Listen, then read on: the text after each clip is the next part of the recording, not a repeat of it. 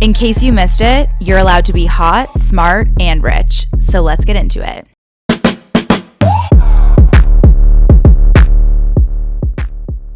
Dr. Julie Chung, are you ready to get hot, smart, rich? I am so ready. Born ready. You were working out to get ready, I saw. Yeah, first time since COVID. Okay. I was like, no. But seriously, though, I ate so much in London. We were in Europe for 6 weeks, and I was like, I got to do something. I feel the same. Yeah. Okay, we always start with consumption habits. What is the last thing that you bought, and then the last most expensive thing that you bought? So the last thing I bought is a pair of Miu Miu X New Balance sneakers, white, that I bought at Harrods. And those are really hard to find. So I was excited to find it in my size. But the price isn't bad until they make you add all the accessories and the shoelaces. So maybe that's my most expensive thing. But right before that, I was in Paris with a friend and had bought a Miu Miu cardigan. Miu Miu is like the only one growing right now, right? And I guess that's the reason. But those are my two purchases. You're a Miu Miu girl. I am. I'm like mostly Kate, Rowe, Totem, more quiet luxury, but I love the quirk of Miu Miu, and there's a sportiness to it, and I tend to dress a little bit tomboy, a little rocker, which might be weird for a doctor. So I feel like Miu Miu scratches that itch when I want to be a little sporty. So I was going to say, when you walked in, I feel like you know your color theory, because I actually recently just did mine. I'm obsessed with it. Yes. And I can tell just by the lipstick color, the earrings, and even like the style of jeans that you have, you know your color theory. Do you live by that? So what's cracking me up is I have been wearing these silver hoops ever since I did a color analysis, and this woman straight up told me that gold doesn't look good on me anymore, and I nearly fell out of my chair.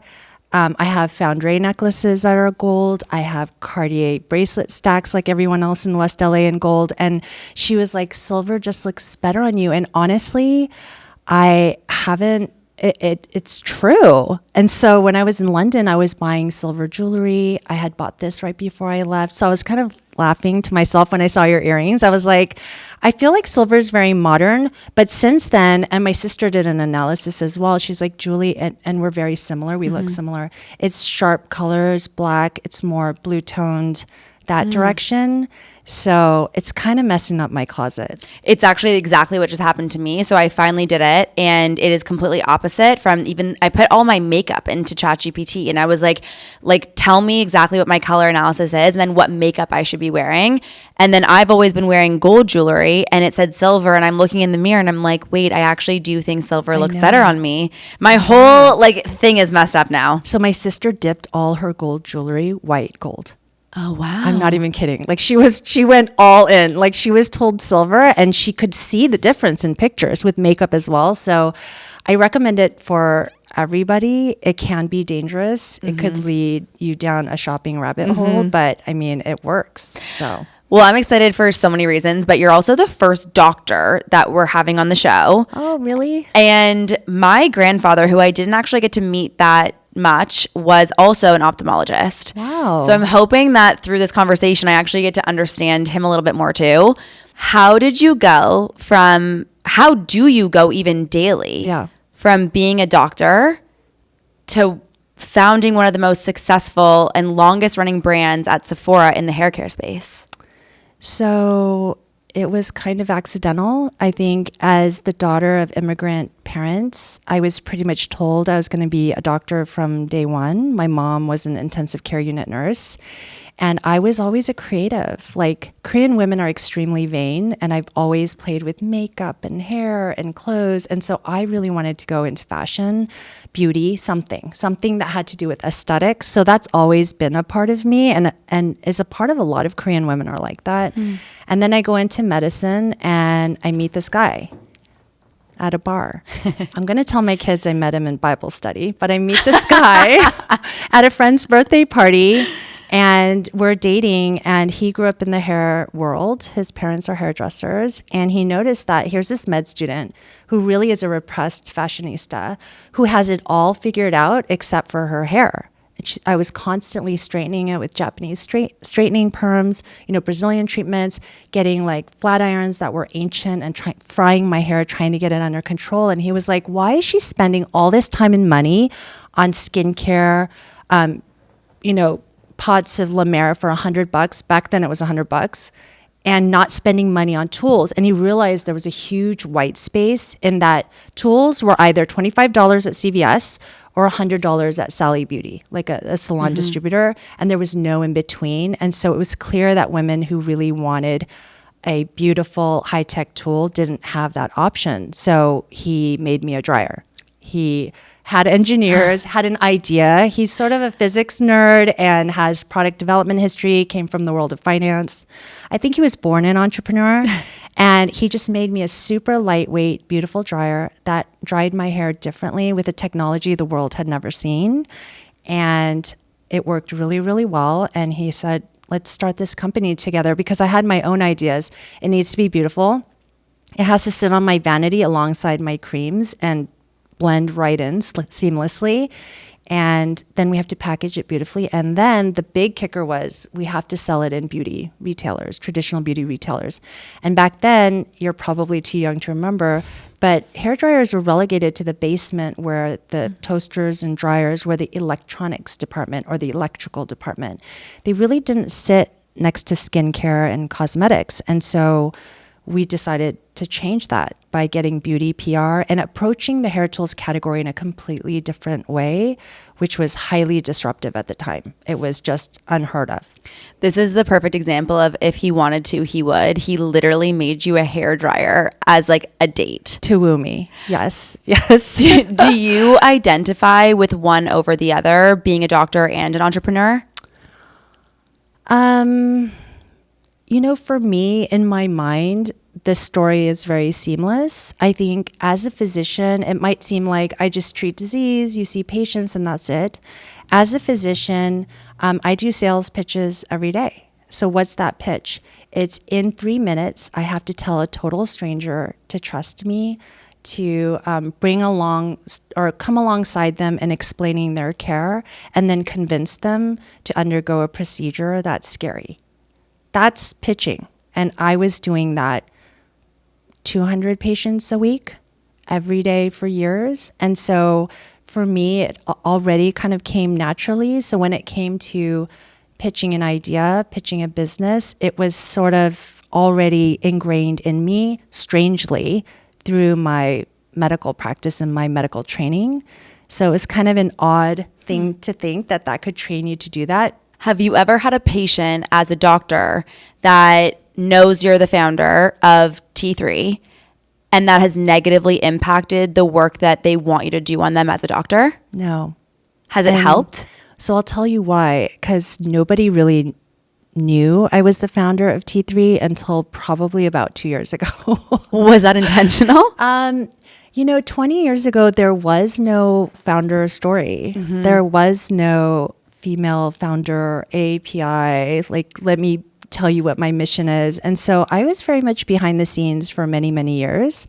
And so it didn't come naturally for me to necessarily talk about what I do outside of medicine unless someone asked me. So once in a while, I'd have someone say, Dr. Chung, you seem like you really care about the way you look. Because I was always the doctor who showed up in Prada heels, like dressed up, like done. Where you were my an HSR doctor. I just didn't look like a doctor. And they'd say, like, what? Some people would ask me, what would you have done if you weren't a doctor? And I was like, actually, it's funny you ask. I do own a company with my husband, and we do work in the beauty world. And they're like, now it makes sense. Or I have patients who ask me for hair advice. I have the cutest 80, 90-year-old patients who, after I take out their cataracts, they can literally see.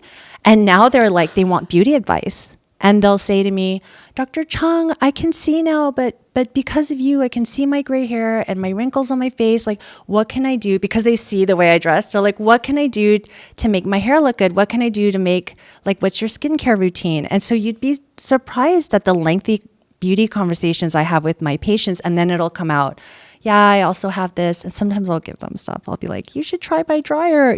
Some of my patients that I really love and I've had a long-term relationship with, then it'll come out then. But It's been pretty separate for a long time. Is one harder than the other? Oh, being a business owner is 1,000 times harder than being a physician. Hands down. What are some of the similarities between being an eye surgeon doctor and being an entrepreneur? Grit. I mean, as a surgeon and as an entrepreneur, a business owner, you have to overcome a lot of obstacles. You have to have a plan A, B, C, D, E, F, G. F. And F, and it goes on. And you have to know how to pivot. So in the operating room, if I come across a challenge, you have to know how to pivot and you have to plan for that pivot. And you have to expect that you need to pivot and have the grit and the stamina and the confidence to think that you can do something unexpected. So I think characteristic traits are similar, but at the same time, doctors are highly risk averse. So most physicians will tell you we don't make the best business people.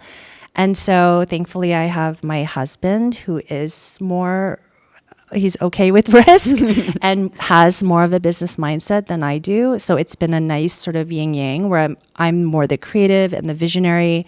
It's clear to me what we need to do for women and stylists. And he's the one who sort of pushes us to take the risk. But doctors are pretty risk averse. So that's different. But the grit and the stamina that you need for both roles they're very much aligned. Speaking of money, you've built one of the longest lasting beauty brands of the last 20 years without raising any money. Mm-hmm. How did you do that?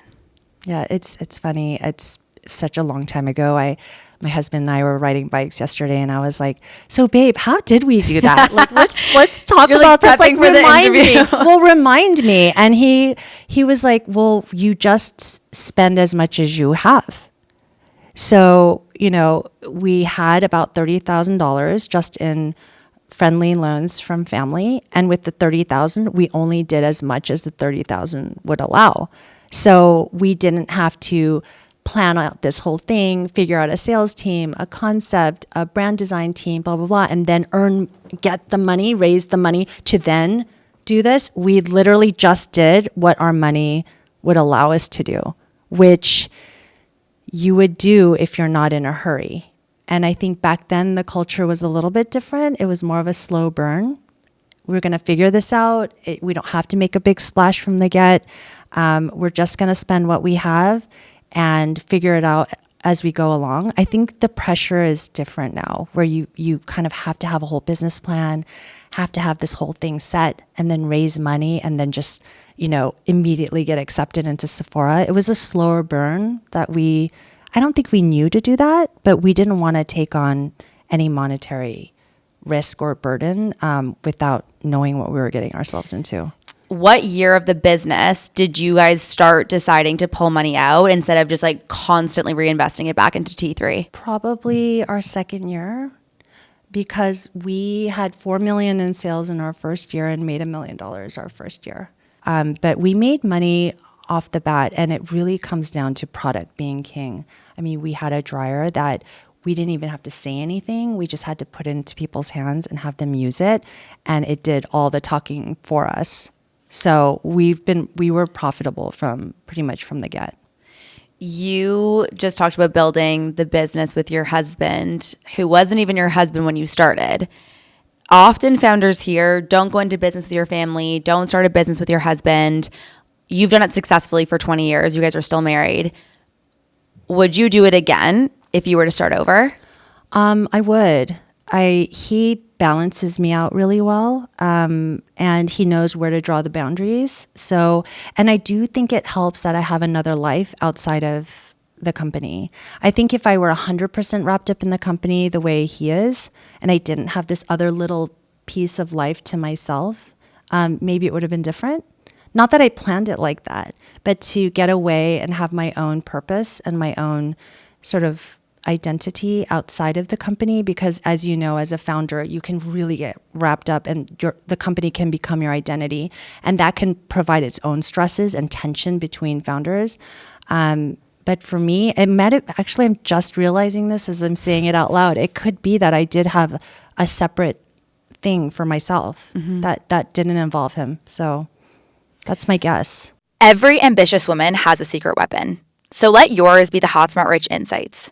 It's how over 250,000 women are owning their worth in business, wealth, and life. Whether you're building a brand, making moves in your career, or wanting to get control over your finances, the Hot Smart Rich newsletter delivers the cultural context and consumer intel to keep you ahead.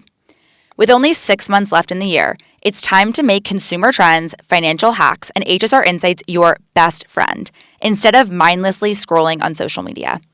We've built one of the most powerful communities of women at the intersection of consumer, capital, and culture. So join us with the paid version of our newsletter free for 3 months with the link in the show notes to claim your free offer. Being in the beauty space for so long, I think you're the first person that has truly sat on this seat that has been in it for 2 decades. When you look at the space today, what is something that just pisses you off? I wouldn't say it pisses me off, but I would say something that's interesting is how fast everyone is. I think the slow burn of really building a company slowly is lost on everyone because we're all dying for $1 billion exit in 3 years? Did Hailey Bieber do it in 3 years?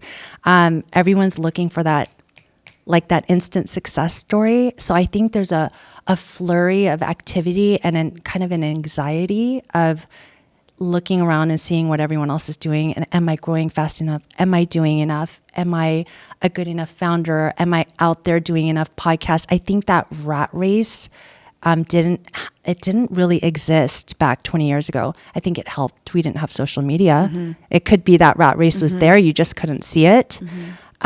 So I think it's a little bit frustrating to see these founders who feel this need to just push. It's more that I feel badly that we're in this position now to do that. Yeah. Does that make sense? I agree wholeheartedly. And I always say this, like, you never let your boyfriend stop you from finding your husband. So if you get an offer to sell your business, like, entertain the conversation. Take the term sheet, see what's there, but it doesn't mean you have to do it. And it doesn't mean that like it's something that you need to do. Or if you see a competitor selling their business, that doesn't mean that that is what you have to do too. Yeah. But I think one of the things with social media that we are all guilty of is like comparing ourselves and seeing what people are doing and just like thinking if they do that, that's what the market wants and that's what I should do. I think it also just stems from fear, right? Because there are so many beauty brands shutting down right now and they are running out of capital. You started the company 20 years ago, but you just said you only learned to be a founder recently.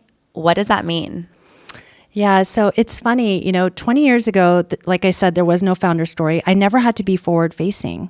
No one really cared if it was a man or a woman, who's behind Conair or who's behind Babyliss. Like there was and we were alongside those brands and nobody really knew who they were. And so T3, it was the same thing.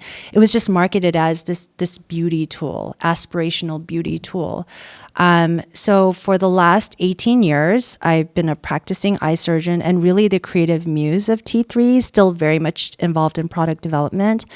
But in the face of these giant vacuum companies, it became clear to me, and with the gentle push of our publicist, who's amazing, she was like, she had your back last night. She did.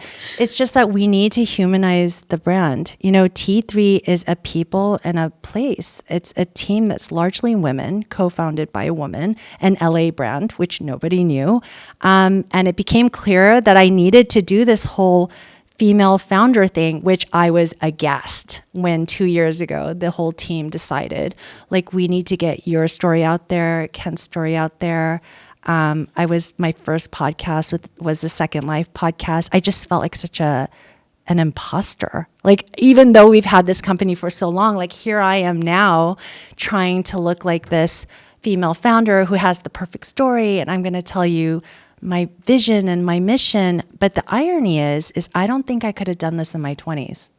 Like back then, Julie Chung, who was only in her 20s, who started the company with her boyfriend, there was no freaking way I would have gotten in front of anybody to talk about anything related to medicine or business.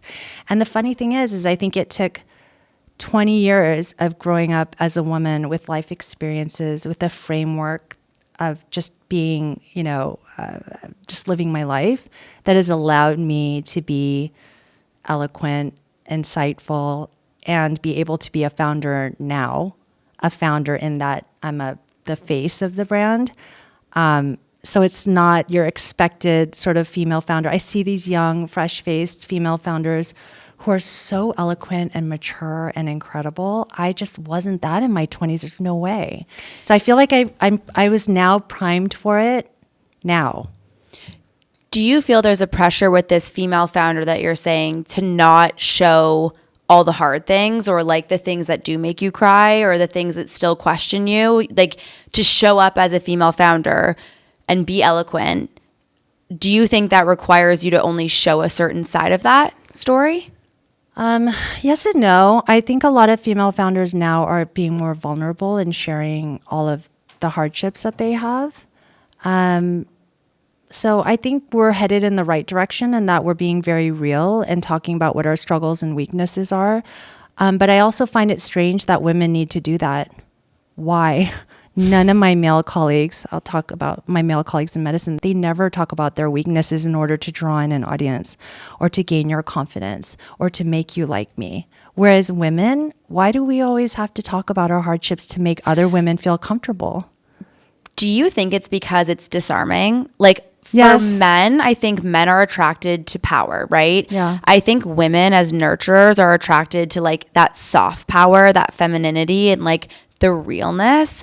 And for me, I can say from my own experience, like when my platform started growing, it was when I took the mask off and was like, my life is actually falling apart. I'm like calling off an engagement. I have nowhere to live. Like, I'm trying my best, but like things aren't going well. Yeah. And actually, I kind of felt like I was living a lie online, not talking about that, because I was like, I am really struggling. And that is when the relatability came in. Yeah. And so it's interesting when you think about it, because I don't think I have the answer. Like, we've had female founders that come on and say, why do women have to talk about their beauty routines? Yeah. You don't see the founder of Chomps having to do that. That's a male. But I do think that there is, especially in the beauty space, when your consumer is females, that is what the female audience craves, is that vulnerability and that relatability. Yeah. Do you resonate with that? Yeah, it's a good point. I think the really good point you made is that it's disarming. I think I kind of cringe when people are like, oh, you're a surgeon and a founder and you have this house and you've got 3 kids and you've got this marriage. I mean, so then you're right. Then I'll say something like, yeah, and I'm doing all of it, like, not that great. Like, I'm like, a jack of all trades, but I don't actually have any real superpower. I'm just trying to keep it all together.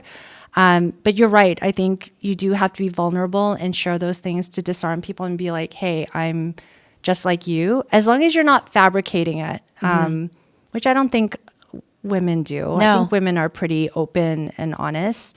You've talked about having a hard fertility journey. What did that change for you as a person? When you're a high capacity, high performing person, which all female founders are, all entrepreneurs are, you're so used to getting things your way. So when you do this, the result is most of the time going to be this. So A plus B usually equals C. In the case of fertility, it's completely out of your hands. You may or may not have kids, and there's nothing you can do about it. So I learned a lot about letting go. And there's just some things that you have zero control over, and you can get angry about it and kick and scream and raise your fists up to the heavens in a very biblical way and say, why me? And that's because people like you and I are used to getting what we want. You work hard and you're going to get a result. That doesn't necessarily happen in fertility, especially if you have trouble. So I think it was a lot of letting go and a lot of being able to accept that your life may not turn out the way you want. And so it was a struggle. I mean, I cried a lot. I cried day and night. My husband and I, he was like, thought maybe I would leave him. It was hard. Well, as a woman, a lot of our identity is wrapped in childbearing and rearing. And I'd love to say that we're, as a modern society, have come forward and we don't have to just see women as bearers of children, but that undercurrent is still there. So when you can't have children, there's a sense of failure. And I wasn't used to that, a sense of failure and of lack of control. And so I learned a lot about myself. I wouldn't take away that journey that I had. I think it made me a stronger person. Wow. It made me sympathetic to other women who have trouble. having kids and who have gone through that journey or who've either lost kids or, whatever their journey was. I'm sympathetic to it. It's also made me less judgmental. It was a hard journey, but one that, I had to undergo, and I appreciate in the long run. And I did end up having kids. So. I was gonna say, now you have 2 kids? I have 3 kids. 3 kids? Yes. You posted a photo of your daughter's beauty collection the other night, which was insane. If you had to guess, how much money do you think that is worth? Thousands of dollars. I mean, the thing is, when these girls have birthday parties or any sort of holiday, they're given Sephora gift cards. And so she has hundreds and hundreds of dollars worth of Sephora gift cards. And so I'm convinced 13-year-olds, like when I was little, we collected figurines or garbage pail kids, or like we collected things. Children tend to collect things. I'm convinced that lip glosses is just a way for a young girl to collect things, flavors, colors. The way she lined it up in that story that I showed you, it's her collection. And she loves it. And thankfully, though, I do have beauty friends, so they send me lots of lip gloss as well. So a lot of that was stuff that was sent to us, thankfully. But I think this is not like just with your daughter. This is a phenomenon that has been reported on by multiple outlets. And it's evident even if you go into a Sephora. 13-year-old girls love Sephora. Yes.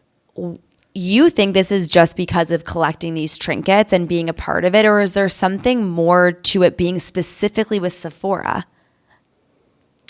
I mean, Sephora looks like a fun and friendly place. Yeah. I mean, all the options and the colors. I mean, it's really a playground for adult women, but I think teenagers are really drawn to it because of social media. But I really think, like, from psychologically, it's this idea of collecting things. I mean, that's not a new concept. I mean, how many Barbie dolls did you have? You probably had all the limited edition, all the different ones. Did you need all 20 of those? I think there's some like deep inner like genetic thing happening there where girls feel the need to have all of this stuff. My daughter, I rarely see her putting it on. I mean, she'll put it on maybe a couple times a week, but she's not obsessively putting on lip gloss. So is she really caring about moisturizing her lips or having them look shiny? I wonder. Yeah. Or is it also being able to tell her friends that she's got 100 lip glosses versus the other girl? So there's some comparison things happening there, but it's fun for them. I think it's a way for them to express themselves too. I think as long as you don't go overboard, I tell my daughter, if you don't let other things slide, this is icing. You're welcome to earn your opportunity to go to Sephora and buy these things, as long as you're not losing sight of your sports, your school, your chores, the things that you're supposed to do outside of just being a beauty guru. But she will practice, get ready with me. She doesn't have a phone or social media, but she'll take my phone and do videos. Wait, this is so cute. How old is she? 13. Oh, she's the 13-year-old. She'd be like, okay, guys, I just came back from Sephora and I'm going to show you my haul. I mean, it's just a different way of playing. That's how I see it. Oh my God. I try not to judge it because I'm sure my mom judged me when I was playing with my 30 Barbies. She's probably like, what is wrong with this kid? I try not to judge her, but that's just how they play. As a founder, so take your mom hat off, okay? Don't think about yourself as a mom right now. Yeah. How do you think about capturing that consumer? Because they are so valuable. They are. Probably the last 2 years, we've started having 12, 11, 9-year-olds DM us. That's crazy. And the cutest one I got recently was, hi, she's an influencer, but she's a slime influencer and she makes slime and sells it. But she's like, I love your brand, blah, blah, blah. And we usually just give them product because we want to sort of nurture and allow her to play. And that $200 for a curling iron or a dryer is expensive. So we'll usually give them that. But yeah, just interacting through social. I would love girls to naturally come into it rather than feel forced or pressured to keep up. Are your kids proud of what you've built? My daughter is. I think my sons don't care. They're not the ones at Sephora. Yeah, they don't care. I mean, my kids crack me up because someone will get fall over and be injured, and And someone will say, oh, call Julie to come over here and take a look. And they'll be like, oh, she's just an eye doctor. She doesn't know anything about that. They like very much pigeonhole me and think that what I do is not serious from medicine.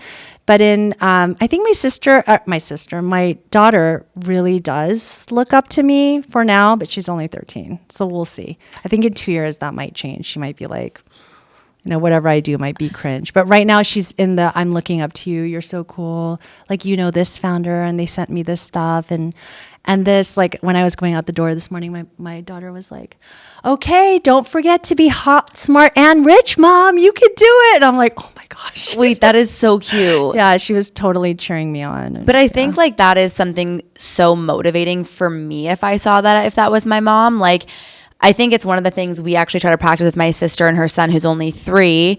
Like, she's away for the week on a work trip, right? And when she left, he was really sad, and she explains like, Mummy's going to work. Like, Mummy has to go and make a living, and not trying to make it like, oh, we're gonna miss you so much. Of course, you're gonna miss them, but also just instilling this like work ethic in them. Absolutely. And that like, if you want X, like, this is what it takes. You guys are sold at Sephora and your daughter's obsessed with Sephora. So there's got to be like a coolness factor to you. Yes, she's proud. And she'll go into, like, she's a mall rat. So she'll go into Sephora with her friends and they'll talk about T3. And for her 13th birthday party, I had a whole makeup, hair, just sort of teaching thing. I had Kelly Zing's tutorial. Yeah, I had Kelly Zing's makeup team come with a couple of her makeup artists come and teach the girls how to do, and all the makeup was from Sephora and T3. So she's proud of her mom. And to your point, I think it is important to set an example for your children to show that mommy is, yes, a homemaker and rearing you guys, but also making an impact out in the world and making her own money, which I think is important for girls to feel like you have that agency to make money and spend it the way you want. Speaking of money, what was money like for you growing up? Growing up, I never thought it was scarce, but I think when I look back, it was scarce. It wasn't, we never got on a plane to go on vacation. My parents never said we don't have money, but things were tight. My parents were immigrants from Korea, came in the 70s, really paving their way, couldn't speak the language. So my husband says I have a funny relationship with money.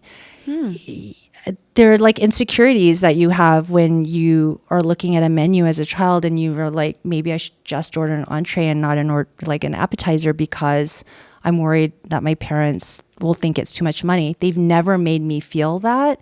So I think even now there's a little remnant of that, of, is this too expensive, or what if we run out kind of mentality. Which I think is a good thing too, though, because I think having that, not scarcity mindset, that's not the right word, but just not letting your ego take over and always staying in that beginner's mindset, I think is the right way. Is that how I've seen really successful people not lose everything, right? Because I've seen a lot of other people, like specifically in the athlete space, you see a lot of these men that make these huge amounts of money, and then when they're 40 and 50, it's unfortunately running out because they had such an expensive burn rate and they didn't figure out like, how am I going to diversify this?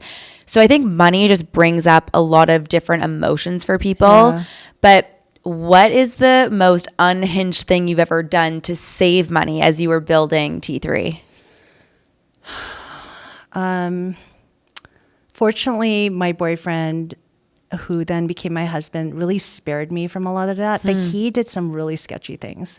Like I didn't find out until years later. So when we were first building our company, I also moved to Houston to do my residency and my surgical training in ophthalmology.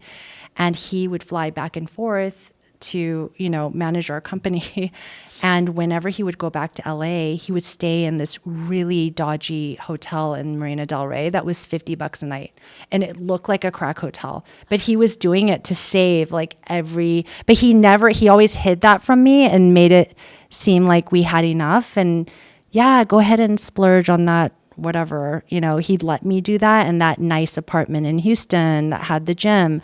But he on the side would really just make sure that we were saving every nickel and dime. And when I found that out, I was really shocked. I actually got mad at him because it was very much he was being a martyr. I think he should have brought me along in that and been like, why don't we chill out on the size of the apartment in Houston and like size down on that and then do something nicer for him in LA. But I mean, it was like a crack hotel. I mean, it looked so bad and I was so mad. And he would Priceline it. Does Priceline still exist? What Do you is know that? what that is? You can bid hotel prices. And so if you bid, you can actually stay in hotels for even cheaper than what's the listed rate. So he would do that every night before he went back to LA and Priceline it and get some dirt cheap hotel. And yeah. Do you guys spend money the same today, 20 years later? No. I mean, I spend money. It's such a slippery slope. Like first, a $2,000 bag doesn't seem like a lot. Mm-hmm. And then you're dipping into 3, 4, 5. And then after a while though, it gets really gross. You're like, you have to like look back. So I was joking around on my stories the other day. I was in Europe for 6 weeks and I didn't step into a Chanel. That's amazing. If you talk to any of my friends, they'd be like, there's no way you did not go inside Chanel. And I didn't. And I think for me, I'm starting to really dial it back and trying to remember that bags, they get old even after a year and it's a lot of money. And yeah, I definitely like nice vacations. My son makes fun of me. He's like, it's 4-star hotel, not 5. Mommy's not going to like that. So like, it's a slippery slope and I do enjoy nice things. But I try to temper it. Knowing a little bit more about your story now, is there something you feel like has been misunderstood about you since you started doing these female founder interviews? You know, I don't know if it's misunderstood, but I have to say, I definitely don't feel like I fit in. What does that mean? Well, I just see these women who are so polished and have like the perfect story and everything figured out and the sound bites and all this. And it's, you know, it's funny at 48, you would think that I wouldn't be intimidated by much, but you know, it's a little intimidating because I feel like I'm not in familiar territory. It's probably more that. And it's such an unconventional story. And I've had to try and justify why would an eye surgeon care about hair? I've found. Do you get that a lot? I mean, people don't say it outright, but people wonder, like, what? I mean, does that even make sense? To me, in my mind, it makes perfect sense. It's about wellness as a whole. I think any woman will tell you looking and feeling good makes you go out and do all the important things that you want to do well. Mm-hmm. Like, I don't know about you, but if my hair, like yesterday, I was having a terrible hair day. And all I could do was futz with my hair throughout all my meetings. It's not a minor thing to have good skin and good hair. It just affects us as women. It's part of our well-being. So for me as a physician, it all sort of lines up. I told you my story about women after I fix their vision. The next question is beauty questions. So for me, it all makes sense. But I'm such an unconventional, sort of unusual founding that it's... But that's why I wanted to have you on. The founding of a founder. I'm almost like I'm founding this new role. It's been really weird and interesting and fun. And to be able to, you can ask any woman who is far along in their career with children, granted my children aren't that old, to really shake something up. The day by day can look like Groundhog's Day, but for me in the past 2 years, it's been extremely exciting. If you told me 2 years ago is sitting in front of this hot, smart, rich woman talking about what it is to be hot, smart, rich, I would have never fathomed it. And so it's been a super fun, intimidating, exciting journey. I would say the biggest gift has been meeting the most incredible people. I mean, just incredible women. And then in medicine, there's no such thing as really networking. I don't have to network to get patients. Patients just come to me. They have diseases, they hear about me through their friends, and they come to me. In business, and you guys are going to laugh at me, but in business, like you make that one connection that then leads to this connection, that then leads to this business deal or this collab, that then leads to this friendship is completely exciting to me. For me, I've been in my clinic, Lone Ranger, seeing 50 patients a day. No need to really network. And every day does feel like, it can feel like a Groundhog's Day, but in my founder life, it's been really exciting to see also the generosity of women. I've met women. I thought that I couldn't find mentors outside of what I've experienced so far. Women who've done incredible things, who've been so generous with their time and their encouragement. I just have a newfound hope in humanity. I know that sounds so dramatic, but it's true. Just this sisterhood that I was never a part of, and that I now kind of feel like I'm a part of in the past 2 years. Really fun. If you could go back 20 years ago then and start your founder journey building more in public and doing more of that throughout it, do you think that would have brought you more joy, or do you feel it was reserved purposely for the last 2 years? I think this was the perfect moment. I think I have maybe even more of an appreciation that I have this platform because I didn't have it and I worked so quietly in the background. I have some perspective. I think when you're in it from the beginning, you may not have a contrast, right?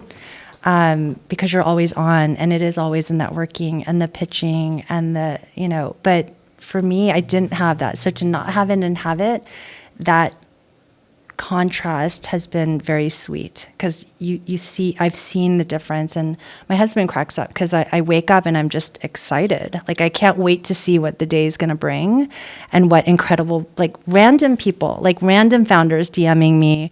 Like we had, I DM'd you. I was like, I want you to come on my podcast. Well, exactly. Like I'm looking at, and then I was on your podcast listening to other women and learning incredible things.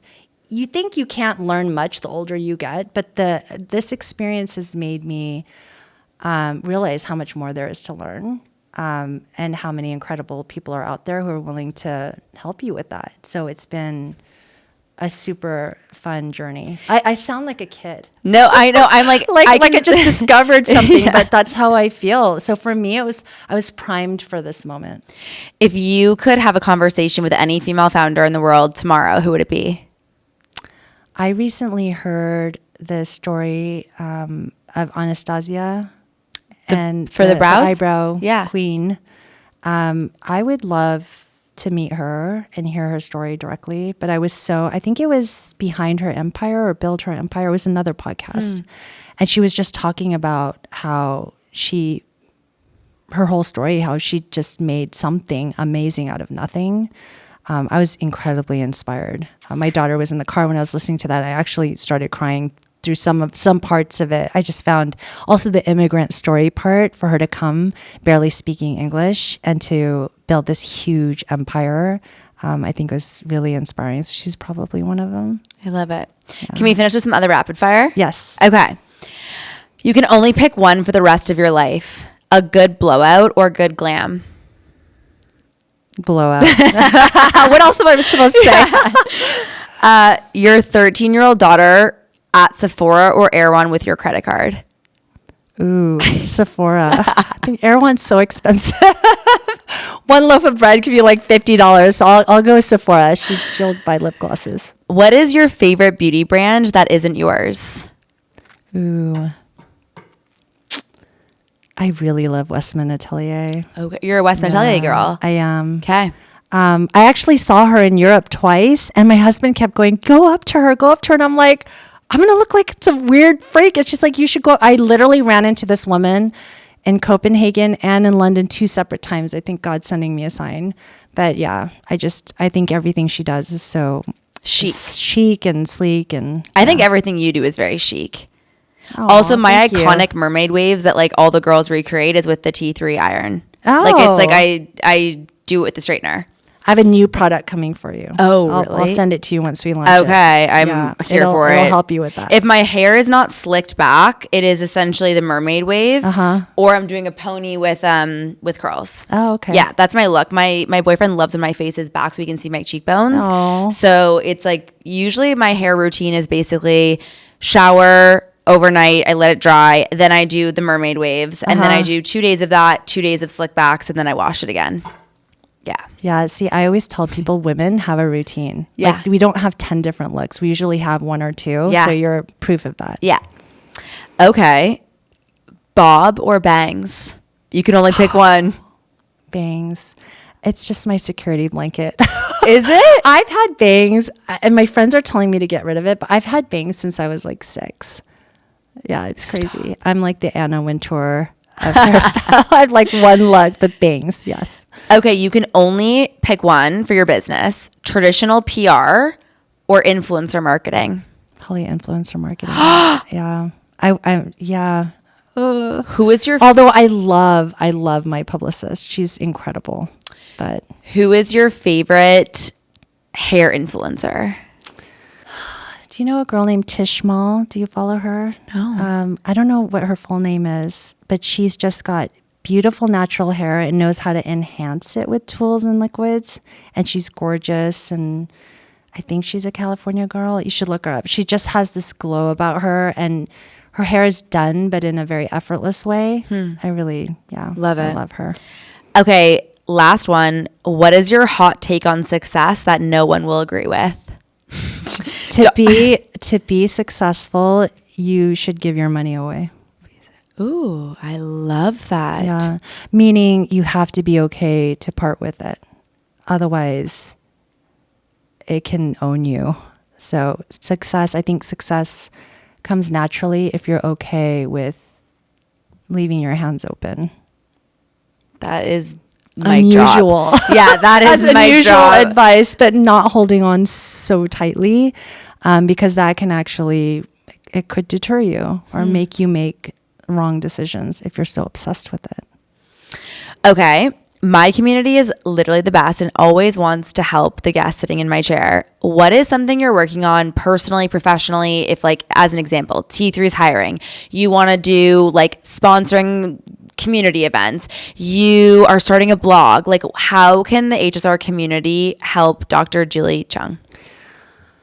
Ooh, that's a good question. How can they help me? You can engage with us on social. I love getting feedback through our handles on how we can make better products, what can we do to improve what we already have. Just engaging with us, I would say. Our community is hugely important in what we do next and how it steers the company. So yeah, I would say that. But one day maybe I will start a Substack, but I have too much going on. Where can people find you?